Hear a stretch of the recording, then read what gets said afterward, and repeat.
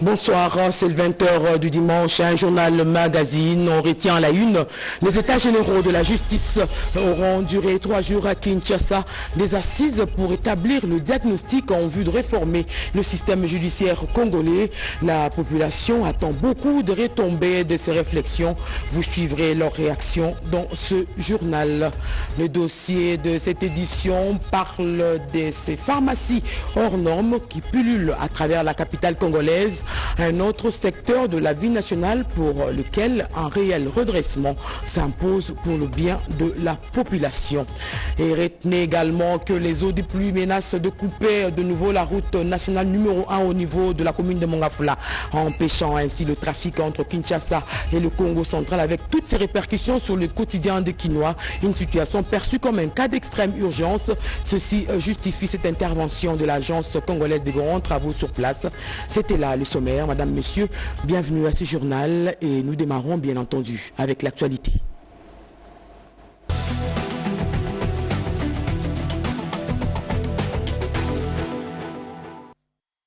L'actualité, justement, nous conduit droit en Russie, où se tient depuis 2 jours le forum du partenariat Russie-Afrique. Le ministre congolais de la recherche scientifique qui y prend part parle d'une coopération dans le domaine des sciences avec un accent mis sur les innovations technologiques. La Russie et la RDC qui consolident leur partenariat dans les domaines tels la diplomatie et la sécurité. Les deux pays, à travers leur ministre des Affaires étrangères, viennent de signer dans la ville de Sochi un protocole d'accord. Oscar Balkaïj. Sochi, ville balnéaire russe, témoin d'un nouveau partenariat entre la Russie et la République démocratique du Congo dans les domaines de la diplomatie, l'éducation, la recherche scientifique et technologique, ainsi que la défense. La chef de la diplomatie de la RDC, Thérèse Kaikwamba-Wagner et son homologue russe, Sergei Lavrov, ont apposé leur signature dans un document qui reprend également des secteurs porteurs de croissance tels que l'agriculture, l'énergie, les infrastructures et les échanges culturels. C'était en marge du forum des partenariats entre la Fédération des Russies et l'Afrique. La République démocratique du Congo apprécie hautement notre coopération continue, y compris dans les instances internationales, dont le Conseil de sécurité. Votre pays joue un rôle très important pour la situation particulièrement préoccupante dans l'Est de la République démocratique du Congo et nous sommes reconnaissants pour l'appui sans faille de la Russie sur lequel nous comptons toujours. Et je peux aussi vous rassurer justement de notre volonté de consolider les acquis, comme nous venons de le faire à travers l'accord que nous venons de signer, mais aussi à travers d'autres domaines de coopération. Prennent part aux assises des représentants du Mali, de l'Éthiopie, de l'Afrique du Sud, la RDC, la Tanzanie, l'Angola et de la Guinée. Les ministres Gilbert Kabanda Kourenga de la recherche scientifique et innovation technologique et de la partie. C'est un résultat, un forum prometteur. J'imagine que la Russie, qui est quand même un leader dans le domaine de la science et de la technologie, a beaucoup de choses à nous apporter à nous les Africains. Ces cadres avaient été mis en place en 2019 pour permettre aux deux parties d'avoir des conversations structurées et structurantes sur leur coopération. La ministre d'État, ministre des Affaires étrangères, a rappelé les caractères singuliers de l'année 2025 qui va marquer le 65e anniversaire de l'indépendance de la RDC, en même temps le 65e anniversaire des relations bilatérales entre les deux États. Évaluation des opérations militaires conjointes FARDC-UPDF de l'Ouganda dans la ville de Béni. Les deux parties ont convenu de poursuivre ensemble la traque des ADF-MTN, mouvement terroriste. 3 jours d'intenses travaux dans la ville de Béni, des travaux qui font suite à la récente rencontre entre le président de la République démocratique du Congo, Félix Antoine Tshisekedi Tshilombo, et son homologue ougandais, Yoweri Kaguta Museveni. Les chefs d'état-major de deux pays se sont engagés dans la traque des ADF-MTN, un groupe terroriste qui tue à Béni depuis 10 ans. À l'issue de ces travaux, le général Bruno Mandefou, commandant secteur Sokola 1, basé à Béni, a remis le rapport final au sous-chef d'état-major général adjoint, le général-major Chico Kochitambwe Jérôme, qui, au nom du chef d'état-major général, le général d'armée Christian Chioé Songesha, a félicité les participants pour le travail abattu par les deux délégations, tout en promettant de rendre compte de toutes les recommandations à sa hiérarchie. Nous allons prendre en compte vos recommandations et ça sera transmis intégralement à la hiérarchie telle que vous l'avez proposé, parce que c'est vous qui évoluez sur le terrain, vous connaissez toute la réalité. Une fois encore, au nom du chef d'état-major, je remercie les deux délégations pour le travail abattu. C'est depuis 3 ans que l'opération Souja a été entamée et plusieurs localités et villages ont été libérés de main des EDF MTN à la grande satisfaction des populations locales. Les forces armées de la République démocratique du Congo ainsi que l'UPDF de l'Ouganda restent mobilisées à pourchasser les terroristes EDF MTN. Elles continuent donc avec les opérations de patrouille pour consolider la paix dans les zones reconquises. La semaine a vibré au rythme des états généraux de la justice. Une véritable autopsie de ce secteur. 7 Congolais sur 10 se disent insatisfaits de la manière dont la justice congolaise est administrée et attendent des changements qui découleront des retombées de ces assises. Eurydice Kitutu, Joséphine Liondoya-Ele ont promené notre micro. La justice congolaise sera guérie de gré ou de force. Un traitement de choc sera administré à la justice, même si cela doit faire mal. Tel est le souhait du ministre de la Justice et garde de Sceaux, Constant Moutamba, en organisant les états généraux de la justice. Il est temps de guérir le secteur de la justice des maux dont il souffre afin que la machine repart avec une justice en bonne santé. La population congolaise qui suit de près les travaux des états généraux de la justice exprime ici ses attentes. Franchement, c'est une très bonne chose que personnellement j'appuie, qu'il y ait des réformes dans ces domaines. Nous ne voulons pas cette justice de 2 poids 2 mesures. Nous voulons une justice pour tous. Mutuaza likolo ya justice azate. Pour mboka o poto ke non malamu. Nul n'est au-dessus de la loi. Que le chef de l'État s'implique pour élever notre justice. Que celui qui a tort ait tort et que celui qui a raison ait raison. Moutou azan a tort, azan a tort. Moutou azan a raison. Notre justice est vraiment malade.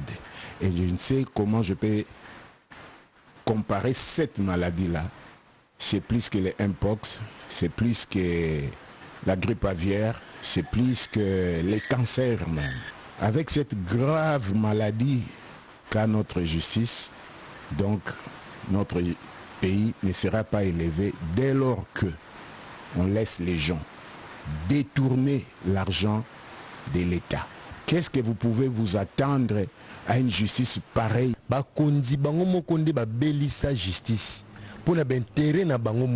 La justice est détruite par nos autorités pour leurs intérêts. Pour maladi wana esila esengeli to salanini. Baza capable ya kobongisa justice. Lelo justice ekoma ke mokonzi moko boye ayibi na yembongo. Soit azonyokola yo population. Ozana droit ya kofunda ete. Si la justice est malade, il faut commencer par mettre fin aux antivaleurs pour la guérir. Ako financer mbongo na ba konza likolo do yo muto ase do moyen o sa sortie ezati.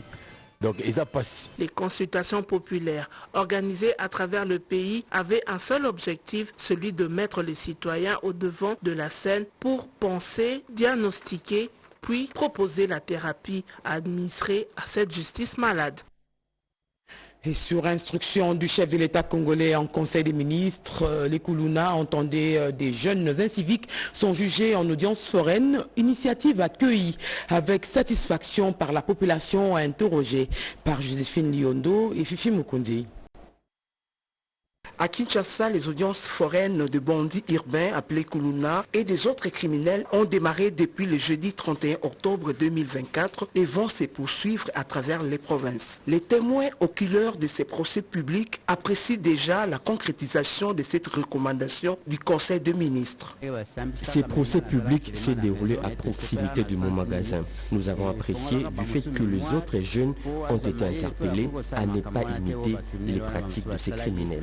Je salue l'initiative car les crimes de ce bandit étaient étalés sa place publique. Net bakuluna, ba criminel, ba bomba et mabina bangote. C'est mieux de les juger en public. Le gouvernement a le pouvoir de décider. Aujourd'hui, les ex-Kuluna revenus de Kanyama-Kasese sont utiles dans la société. Au-delà des approbations, cette initiative du gouvernement souminois est un moyen de dissuader les autres Kuluna qui courent encore les rues de la capitale pour troubler la quiétude des paisibles citoyens. Peut-être cette fois-ci, comme en plein air. Peut-être cette fois-ci, comme ils sont jugés en public, il y aura certainement des bons résultats. C'est une première pour une catégorie de la population, une interpellation pour ne pas imiter ces bandits.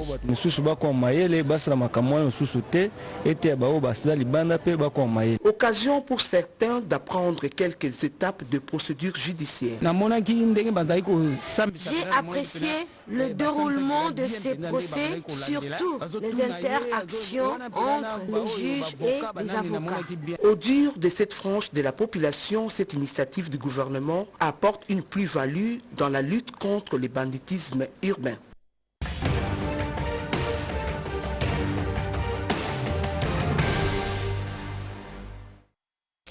Une semaine bien chargée pour le président de la République démocratique du Congo, Félix Tshisekedi, qui a entre autres ouvert les états généraux de la justice en RDC. Un commentaire de Kibambe Somoïsa.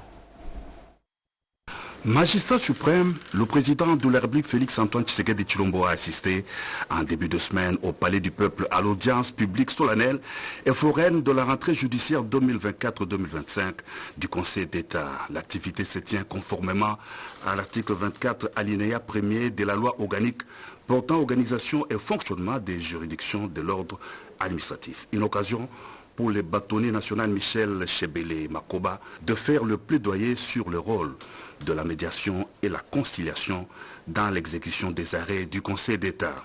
À la Cité de l'Union africaine, l'abbé Kaniki, délégué des victimes du chantier de l'aéroport de Mbujimayi, a été reçu par le président de la République Félix-Antoine Tshisekedi Tshilombo. Membre de la Voix des Sans-Voix, l'abbé Kaniki est venu présenter au Père de la Nation les doléances des victimes des démolitions de maisons dans l'emprise de l'aéroport national de Bipemba en Mbujimayi. 800 maisons sur les avenues Dodoma et Zaïre dans la commune de Bipemba ont été en effet démolies le 28 octobre dernier pour la poursuite des travaux de rénovation et modernisation de l'aéroport de Mbujimayi. Le président de la République a promis de dépêcher la ministre des Affaires sociales en Mbujimayi pour rencontrer la population victime et une commission chargée d'indemniser les victimes sera bientôt constituée sur instruction du chef de l'État, a indiqué l'abbé Théodore Kaniki au sortir de cette entrevue.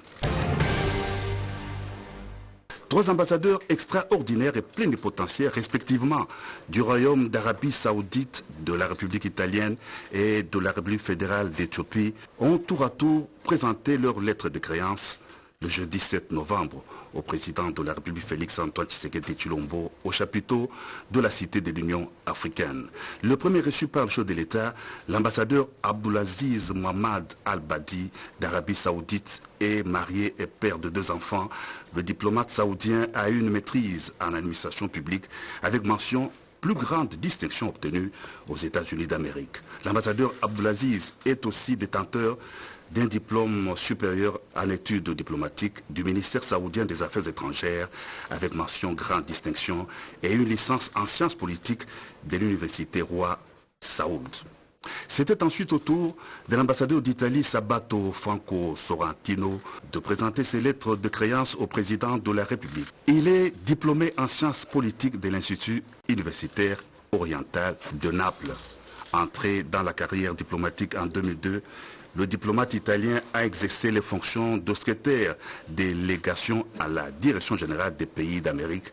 Il a été ensuite affecté à la Direction générale des pays d'Asie, d'Océanie, du Pacifique et de l'Antarctique. L'ambassadeur de la République fédérale d'Éthiopie, Mekuria Getachew Ouakou, a clôturé la série d'audiences auprès du président de la République. Les diplomates éthiopiens a un master en finance et une licence de l'université d'Addis Abeba.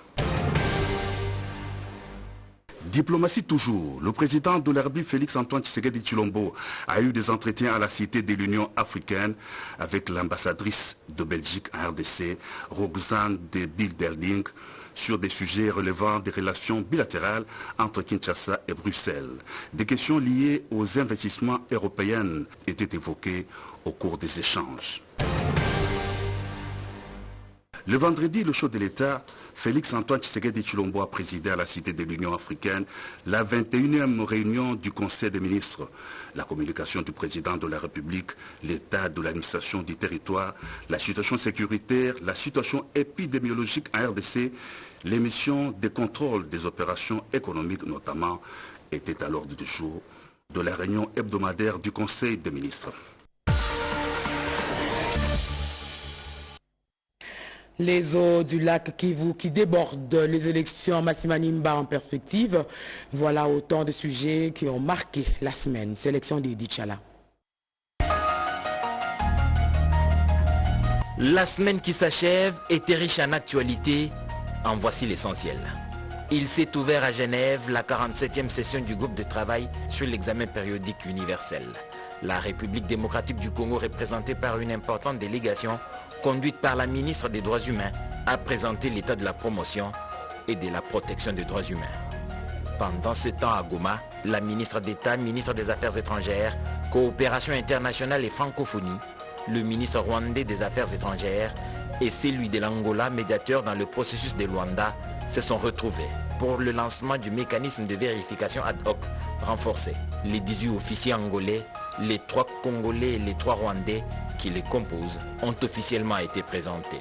Dans l'Ituri, le lac Albert est sorti de son bassin. Les populations riveraines ont dû se déplacer pour épargner leur vie. Mahagi, Aru, Irumu sont très affectés par ces inondations. À l'Assemblée nationale, les députés provinciaux des 26 provinces de la République démocratique du Congo ont étalé leurs difficultés au président de la Chambre basse du Parlement. Ce dernier leur a promis son soutien dans la recherche des solutions. La première ministre, elle, exige plus de transparence dans la gestion des ressources naturelles. C'est à l'atelier national sur la redynamisation du processus ITIE qu'elle l'a dit. La première ministre s'est aussi entretenue avec les femmes mandataires des entreprises et établissements publics avec lesquels le devoir d'exemplarité a été évoqué. Au Sud Kivu, le vice-premier ministre, ministre du Plan, s'est assuré du bon déroulement des travaux dans le cadre du programme de développement local de 145 territoires. Des infrastructures dont la construction est terminée ont été remises aux bénéficiaires. Massimanimba et Yakoma devront avoir leurs représentants nationaux et provinciaux. La cascade de formation de la Commission électorale nationale indépendante a commencé. En collaboration avec la SENCO, 50 moniteurs électoraux ont été formés. À la Chambre haute du Parlement, les sénateurs ont adopté le calendrier des travaux de la session ordinaire de septembre et ont prorogé par leur vote l'état de siège dans les provinces de l'Ituri et du Nord Kivu. La grève déclenchée à Kinshasa dans le secteur du commerce a été désamorcée par le ministre de l'Emploi et Travail. Les travailleurs en assemblée générale protestent contre les conditions de travail, l'absence de contrat de travail et le non-respect des horaires. Pour terminer, le pays de l'oncle Sam a un nouveau président. Donald Trump a été réélu 7e président des États-Unis d'Amérique et a dévancé Kamala Harris, la candidate démocrate.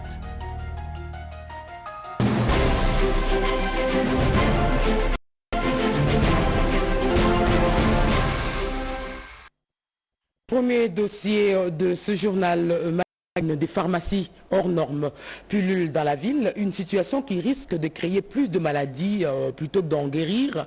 Le dossier justement est de Fifi Mukundi et de Joséphine Liondo Yaele. N'ouvre pas une pharmacie qui veut. Le domaine requiert une certaine expertise. Selon l'enquête menée par la DEPEM, Direction de pharmacie et médicaments en 2019, Kinshasa compte plus de 5000 pharmacies. Ouvrir une officine, c'est se soumettre à des conditions administratives et de viabilité drastiques. Le pharmacien qui représente cet établissement, cette pharmacie, va écrire au chef de division provinciale.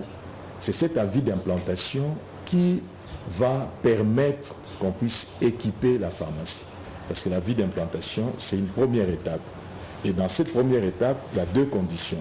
PV de visite de site favorable et l'autorisation d'ouverture proprement dite, qui est payée au compte du Trésor public au niveau de la DGRK pour ce qui concerne les pharmacies dans la ville de Kinshasa. Des conditions sont foulées aux pieds par certains, pour la plupart non professionnels. C'est très grave, c'est très dangereux pour la population. C'est n'importe quoi. Je vous cite un exemple.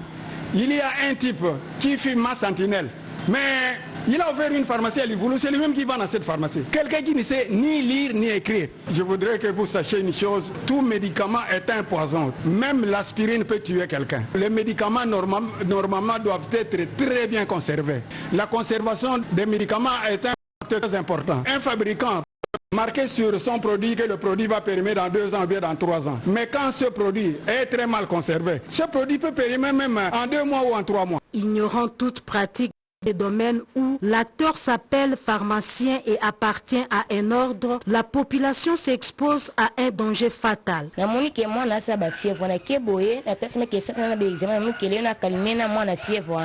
mon enfant est malade, je vais à la pharmacie, j'achète les médicaments contre la fièvre et les pharmaciens me recommandent par la suite d'aller voir un médecin pour une prescription médicale.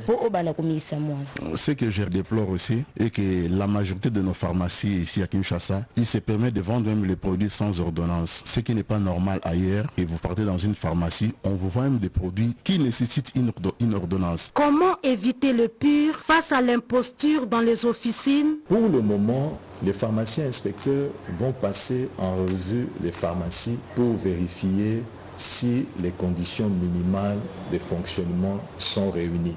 Les propriétaires de pharmacies devaient se tranquilliser, ouvrir leurs portes, continuer leur activité pour permettre au ministère provincial de la Santé et permettre de vérifier les conditions de viabilité. Pour accompagner l'effectivité de la couverture santé, l'assainissement du secteur de la des médicaments s'impose dans la réponse à la question qui fait quoi avec quelle qualité.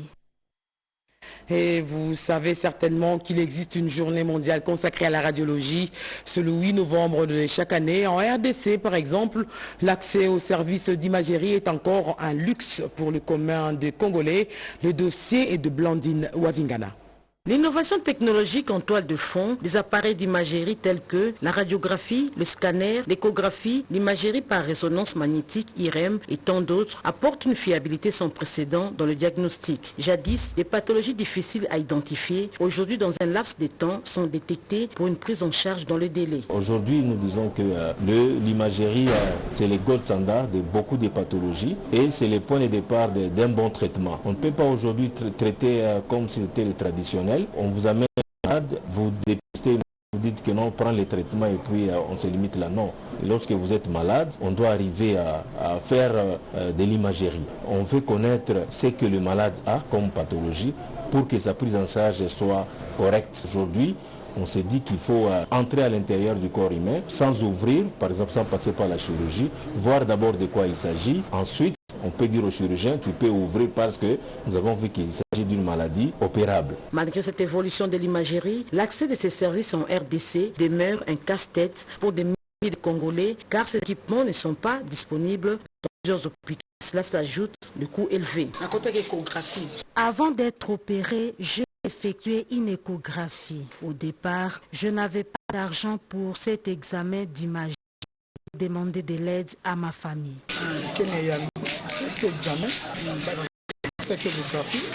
J'ai été dans un centre d'imagerie pour un cas de maux de ventre.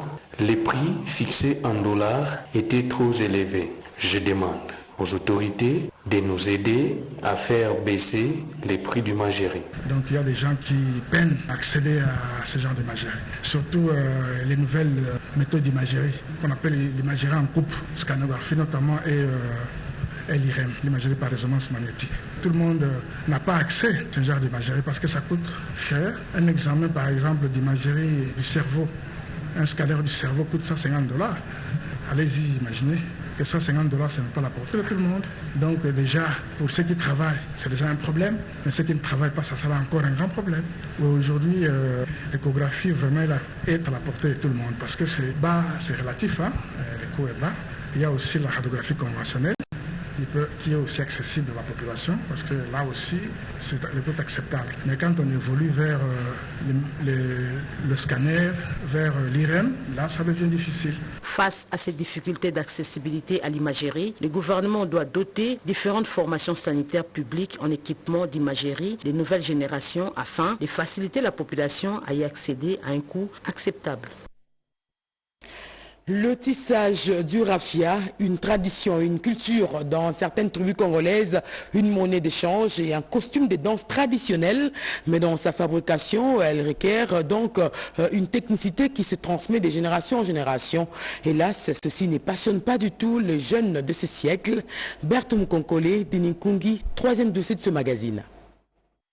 Les tissus traditionnels sont des reflets vivants de la richesse culturelle et de l'histoire fascinante de tout un peuple. Ils jouent un rôle essentiel dans la culture traditionnelle en tant qu'expression artistique, symbole d'identité et moyen de communication. Chaque tribu a ses propres traditions textiles, ce qui rend les tissus traditionnels si variés et attirants. C'est le cas de la tribu Bachilé, autrement appelée les Lélé, dans le territoire d'Ilebo. Ces peuples se caractérisent par un tissu raffia appelé Mbal ou Mbari en langue lélé. Quelle est son origine? Le tisserand Pongo Pero Wenceslas, âgé de 82 ans, rencontré dans le village d'Omaïmoumene, nous explique toutes les étapes de la fabrication de ce tissu traditionnel.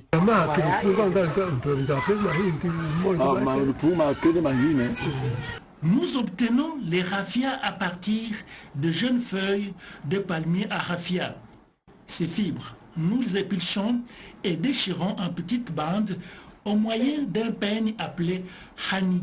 Puis nous les séchons au soleil et les tissés par la coquille d'escargot appelée koa. La couleur naturelle de la fibre est jaune-beige. D'autres fibres, nous les teintons par la fumée afin d'obtenir une harmonie de couleurs. Des bandes de fibres sont minutieusement montées par entrelacement des fibres selon les techniques séculaires. Le processus de création du raffia prend beaucoup de temps, mais l'expertise et les connaissances locales permettent d'obtenir le meilleur fibre de raffia. Les fibres de raffia sont tissées par une technique archaïque de métier à tisser vertical ou oblique, ce qui est difficile de trouver des remplaçants à ce jour. Je n'ai formé aucun enfant. Et les enfants ne manifestent pas leur volonté pour qu'ils viennent apprendre. Durant 2 siècles, le mbari a été utilisé, entre autres, comme symbole de la dot. Un tas, nous appelons ça iboki. Chez la maman, on donne 50 mbari ici. On appelle ça mihei. Pour les papas, 60. C'est-à-dire 60 mbari ici. On appelle ça mihei pour les papas. Quand tu emmènes ça, le fils, on te confie la femme. Dans le temps, la pièce d'étoffe en raffia avait une valeur de monnaie et signe de richesse. Elle désigne encore aujourd'hui l'argent et la richesse. Le notable du coin, Fortinandambo, confirme. Qui a valeur de monnaie. Quelqu'un qui avait ça, à l'époque de nos ancêtres, c'était vraiment riche. Une grande richesse qui servait aux gens de se dire puissants dans un village ou dans un autre. À l'époque, on payait des amendes avec ça, on payait des bêtes, tout ce qu'il y a comme objet acheté, on achetait avec ça. La tribu Lélé reste une des tribus qui n'a pas perdu son identité culturelle, mais qui conserve encore des valeurs traditionnelles.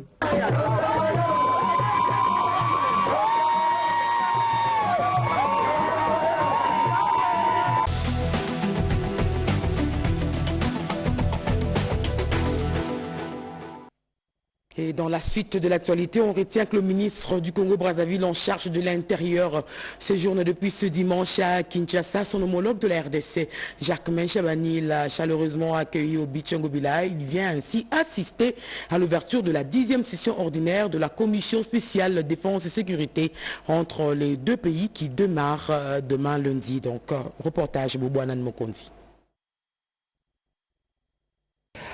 Accueilli cet après-midi au Beach Ngobila par le vice-premier ministre, ministre de l'Intérieur et Sécurité, Jacques Chabani, le ministre de l'Intérieur congolais, Zéphirin Boulou, est arrivé à Kinshasa pour participer à la 10e session ordinaire de la Commission spéciale défense et sécurité entre la République démocratique du Congo et la République du Congo. Cette session ouvre déjà ses portes le lundi 11 avant l'ouverture de ses assises. Les deux chefs d'experts de ces deux pays vont se rencontrer pour harmoniser les angles afin de parvenir au bon déroulement de ces travaux qui a pour but lui et d'adopter les projets d'ordre du jour de cette 10e session. Ces assises s'inscrivent dans le cadre d'assainissement et entretenir les relations de bon voisinage entre les deux pays.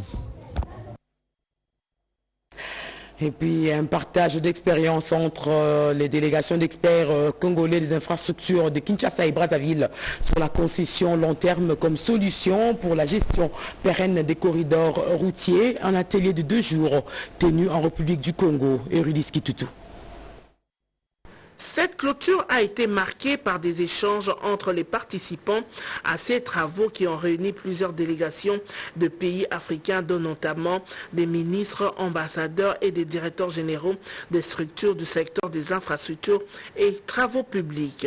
Alexis Kissaro, ministre d'État, ministre des infrastructures et travaux publics congolais, qui a pris part active à ces travaux. Ce cadre a constitué une bonne occasion d'échange d'expériences, reconnaissant les défis du financement et de la qualité des travaux dans la plupart des pays africains. Le ministre d'État Alexis Kissaro a considéré que l'approche du partenariat public-privé de la concession du Congo-Brazzaville, Pointe-Noire, qui date de 8 ans, comme modèle à suivre. Ici est de noter que le ministre d'État a conduit une forte délégation à cet atelier tenu du 6 au 7 novembre dernier au tour jumelle du quartier Mpila à Brazzaville. Je vous l'avais annoncé dans le sommaire, les eaux de pluie menacent de couper de nouveau la route nationale numéro 1 au niveau de la commune de Mongafula, empêchant ainsi le trafic entre Kinshasa et le Congo central avec toutes ses répercussions sur le quotidien des Kinois, une situation perçue comme un cas d'extrême urgence. Ceci justifie cette intervention de l'Agence congolaise des grands travaux. Chemima Mogo, reportage. À 14h30 l'après-midi de ce dimanche 10 novembre, toutes les deux bandes de la route nationale numéro 1 Kinshasa-Matadi à hauteur du Campem étaient déjà opérationnelles, ce après une menace de coupure qui a rendu indisponible une bande à partir de 22h la nuit de la veille. Tout est parti d'une difficulté de drainage des eaux à cause de la petitesse de l'ouvrage de drainage longitudinal de la route. À cet endroit précis, les riverains ont avancé leur propriété à telle enseigne que l'espace disponible ne pouvait accueillir un collecteur de bonne dimension. Les eaux collectées dans la zone débordent régulièrement, ruisselant sur la chaussée, la dénudant par endroits pour finir par l'arranger à hauteur du Campem. La conséquence a été un affouillement sur quelques 10 mètres de longueur et 5 mètres de largeur avec une profondeur de 3 mètres en dessous de la chaussée, rendant une bande indisponible. Informée, l'Agence congolaise des grands travaux a vite fait d'activer le concessionnaire Sopeco pour une intervention en toute urgence.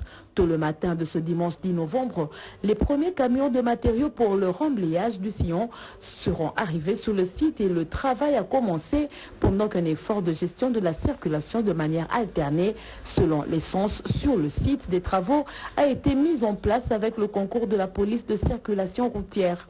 Les matériaux bien répandus, le sillon disparu, il a été procédé à un compactage de l'ensemble. Par la suite, l'entièreté de la route a été rendue disponible au grand bonheur des usagers. La solution définitive sera bien évidemment la construction d'un caniveau de bonne dimension qui soit capable d'accueillir les trombes d'eau qui arrivent par ici.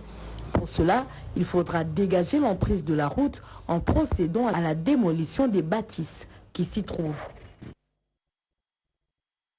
Kinshasa vient d'abriter le forum sur la gouvernance d'Internet pour l'Afrique centrale. Le thème de ces assises, transition numérique dans le contexte de l'intelligence artificielle, une tendance actuelle et une opportunité pour l'Afrique. Guy Matundu, reportage. Les assises de Kinshasa ont été une opportunité pour les autorités de régulation des postes et télécommunications de l'Afrique centrale d'être à l'avant-garde de la transformation numérique et d'influencer les politiques publiques en matière de numérique. Les participants veulent faire de la sous-région un acteur majeur de l'économie numérique avec en tête de peloton la République démocratique du Congo. La gouvernance de l'Internet en Afrique centrale tient de cette volonté manifestée par un regroupement de personnes, de professionnels de l'Internet qui veulent d'une certaine manière que celui-ci soit, je dirais, le plus vulgarisé possible, qu'il permette qu'il soit le mieux encadré possible et que nous traitions en fait des questions de l'Internet qui sont nouvelles en termes d'innovation, en termes de problématiques, de manière à ce que celle-ci puisse véritablement bénéficier de manière utile aux utilisateurs, consommateurs, à ceux qui sont dans l'Internet et cela pour les bénéfices des pays qui sont concernés. L'Afrique centrale, c'est une région. Cette organisation existe dans plusieurs régions et de tout ce qui peut être proposé comme solution de ces régions-là, il y a une construction de recommandations dans l'utilisation de l'Internet à travers l'Afrique. Le Forum sur la gouvernance de l'Internet pour l'Afrique centrale est le cadre de concertation sous-régionale qui aborde les questions relatives à la gouvernance de l'Internet et ses utilisations. Et sur un autre registre, la situation générale de la Société nationale d'électricité. Il en a longuement été question au cours d'une journée d'échange interactif entre les membres du conseil d'administration de la SNEL, les cadres et agents. Yvette Mankoutima, Gaïta Makalano. C'est une rencontre qui a permis au staff dirigeant de la Société nationale d'électricité SNEL SA de brosser la situation générale de cette entreprise du portefeuille de l'État, en commençant par la partie technique, en passant par la mise en place prochaine des 13 postes à la direction générale, ainsi que la situation des journaliers. La SNEL SA, par le truchement de son président du conseil d'administration, Luc Kabamba, exhorte les uns et les autres à conjuguer leurs efforts en vue d'une meilleure desserte en électricité. Une SNEL qui va s'appesantir sur ses succès passés. Il y en a eu de nombreux, il y a de nombreuses années, autant que dans les années très récentes. La réhabilitation de certains groupes l'année dernière, par exemple, a permis une augmentation de puissance qui était appréciable, qui a eu un impact sur le quotidien des Congolais, même si dans sa globalité, parce que la demande en énergie est chaque jour croissante, les progrès que l'on fait ne sont peut-être pas palpables de façon immédiate. Donc le Congolais peut s'attendre à avoir une SNEL plus solide, une SNEL recentrée vers un objectif commun. Dans l'entretemps, le gouvernement de la République continue à financer les travaux de réhabilitation de groupes dans différentes centrales hydroélectriques pour augmenter la puissance dans la production de l'énergie électrique et la construction des centrales photovoltaïques. Et un communiqué de la Régie des eaux avant de poursuivre. La Régie des eaux direction régionale Kinshasa-Ouest informe ses abonnés de la partie sud-ouest de la ville que son usine de traitement d'eau potable de Lukaya est en arrêt suite à l'érosion provoquée par les eaux de pluie à l'un des poteaux de la ligne moyenne.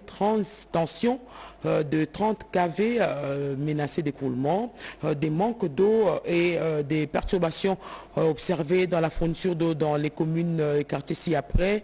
Donc Kimbondo, Sebo, Cité Pumbu, Cité Mamambutu, Cité Verte, Dumez, Matadi Mayo, Matadi Kibala, Kamp, Badiadingi, Masangambila, Monkole, Mongafou, la commune d'Engafani. La Régie des eaux prie ses abonnés concernés de bien vouloir l'excuser pour ce désagrément et elle rassure les abonnés que des équipes d'ingénieurs et techniciens sont à pied d'œuvre pour le rétablissement rapide de la desserte en eau.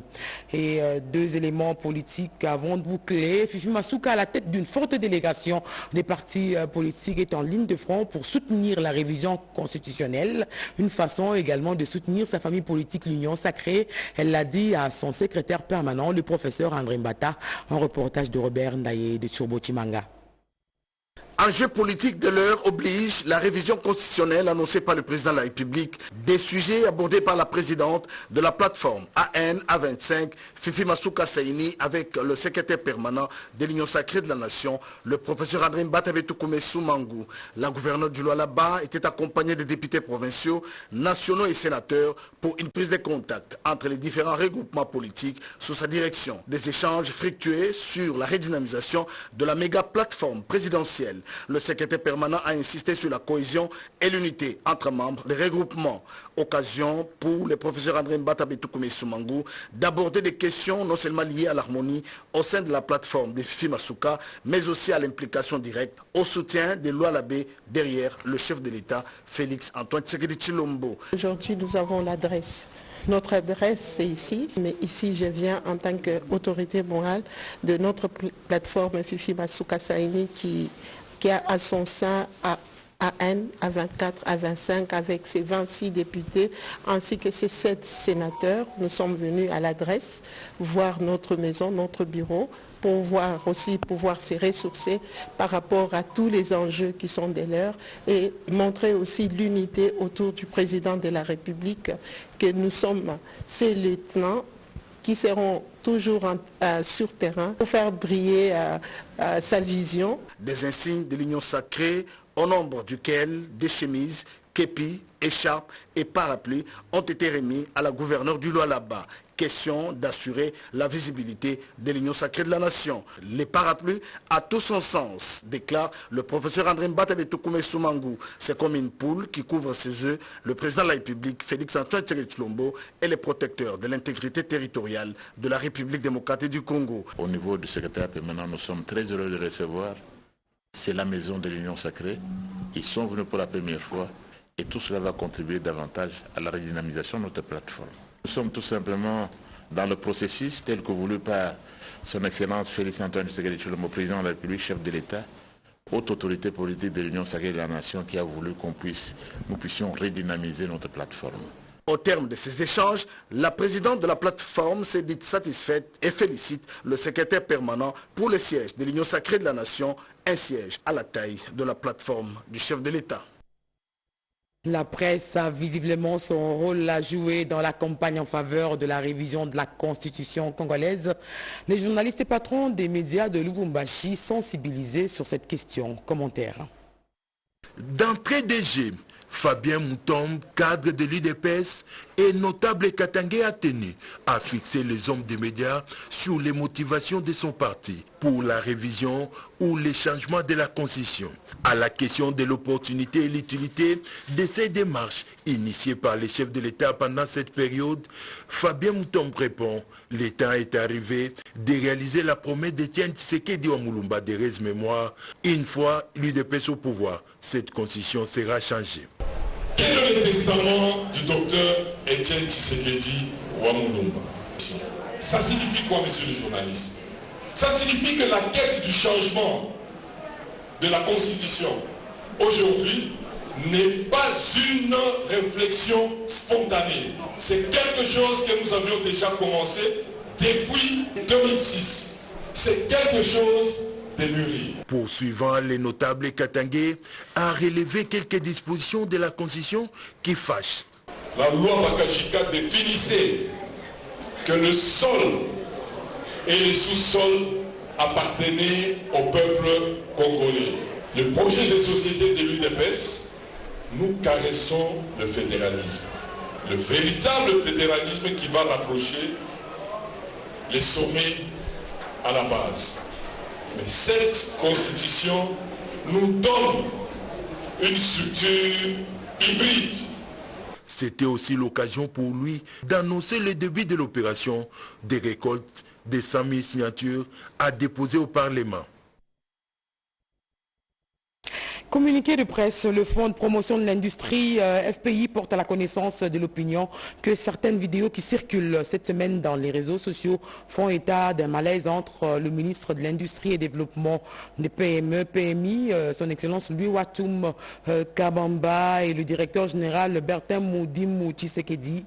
Il n'en est rien du tout. Le Fonds de promotion de l'industrie dénonce cette campagne de diabolisation et d'intoxication menée par des anonymes pour opposer un mandat public à son ministre de tutelle. Le directeur général Bertin Moudimou Tshisekedi n'est concerné ni de près ni de loin par des affabulations et des canulars dont les auteurs restent inconnus. C'est ce que dit le communiqué.